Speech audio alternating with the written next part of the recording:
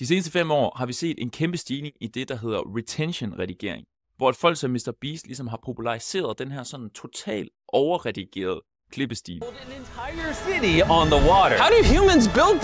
Og han har altså gjort det for at få flere visninger, men manden har altså også tjent millioner af dollars på det. Det er egentlig ikke så svært at forstå, hvorfor man gør det her. Har du været på YouTube noget tid, så ved du også, at jo højere retention en video den ligesom har, jo bedre klarer den sig i algoritmen. Og det vil også sige, at den bliver eksponeret for flere, du får flere visninger, du får flere abonnenter, og din kanal den vokser. Grunden til, at du ser alle de her sindssyge redigeringer, animationer og lynhurtige klip, er altså, at de her creators, de prøver at holde dig fanget i videoen så lang tid som overhovedet muligt. Men vi begynder så nu også at se, at mange af de her creators, de begynder at ligne hinanden sindssygt meget.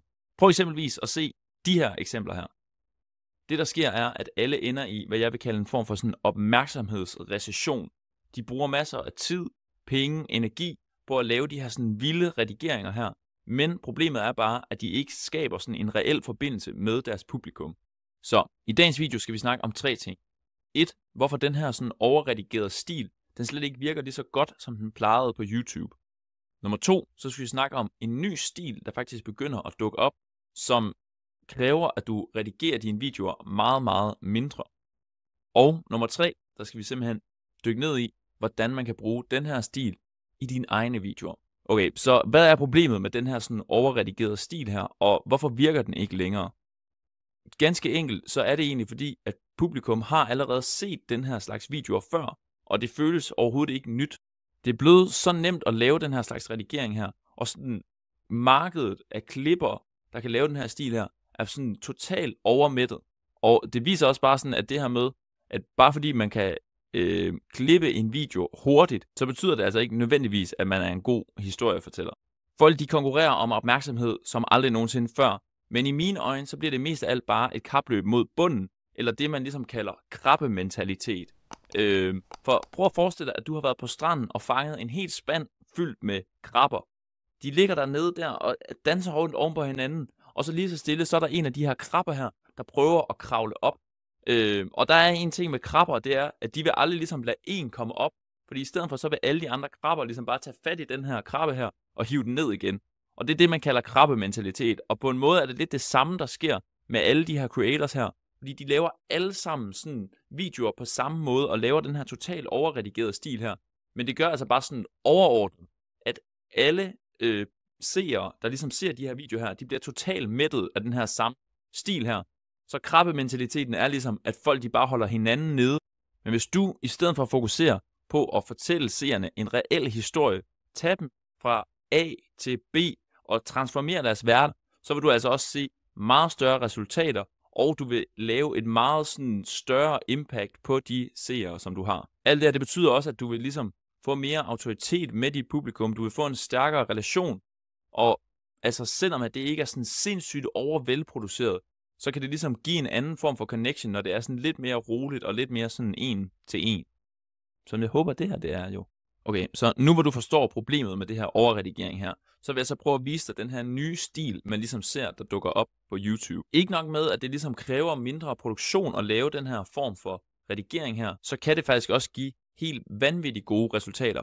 Og for at vise det, så vil jeg give første eksempel her, som er Daya, som er en ny creator, jeg har fundet, som er totalt fed. Hun kalder sig selv for sådan en cozy entrepreneur. Altså, at hun sådan hygger sig og drikker te og har tæpper på og sådan noget. Men det hun gør, jeg synes, der er ret vildt, det er, at tit så filmer hun egentlig bare sig selv, samtidig med, at hun har et eller andet slideshow eller sådan noget. Så der er sådan nærmest ikke klippet i de her videoer. Det eneste sådan visuelle, der er at se, det er egentlig bare, at hun sidder og går igennem nogle forskellige slides.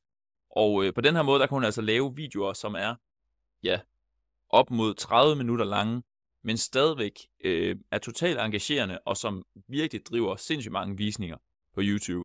Et godt eksempel på det, det er den her, The Ugly Truth About Starting a Business Alone in Your 20s.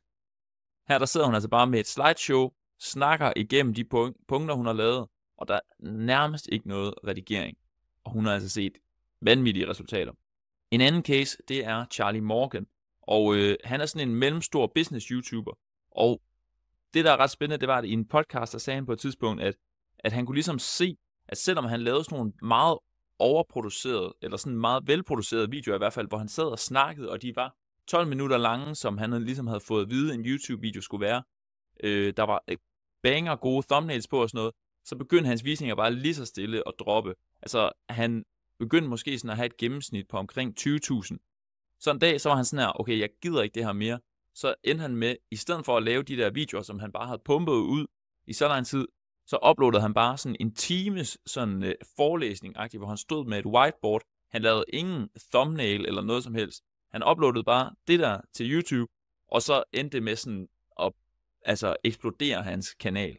Så fra at den var sådan helt flatlinet, så lagde han den der kanal ud, uden nogen redigering overhovedet. Og så fik den, hvad har den? Næsten 300.000 visninger i dag. Det synes jeg også er en ret vild case. Men for ligesom også at vise, at det også godt kan lade sig gøre i Danmark, så vil jeg ligesom tage den her case med, som er Daniels pengetips. Med over 72.000 abonnenter, der sidder han altså også mest på sit værelse bare og snakker til sit kamera. Daniels pengetips, han laver sådan videoer om investering og sådan noget, men han har altså også den her stil her, hvor det er sådan overhovedet ikke overredigeret eller noget. Det er bare meget sådan ham en til en med hans seere. Daniels pengetips, han er et virkelig godt eksempel på, hvordan man kan have rigtig meget succes med YouTube, selvom at han nødvendigvis ikke ligesom får vanvittigt mange visninger på hans videoer. Jeg tror, nogle af sådan hans mest sete videoer har omkring 100.000 visninger, og sammenligner man det med nogle af de sådan mere mainstream YouTubere, så er det ikke så meget. Men alligevel har han virkelig mange abonnenter, og han har lavet en virkelig god forretning ud af at lave de her videoer her. Så hvordan kan du ligesom bruge det her i dine videoer? Det jeg vil sige, det er, at det handler ligesom om at starte en ægte samtale med dine seere. Det handler ikke om at fyre dig ud af med animationer og alle mulige sådan vilde effekter og sådan noget for at få dine pointer igennem. Det handler meget mere om at fortælle en historie, connecte direkte med dine seere, og på den måde kan du altså også uden de store sådan, produktionsomkostninger bruge den her nye stil, hvor man klipper mindre, men får en tættere relation med sine seere.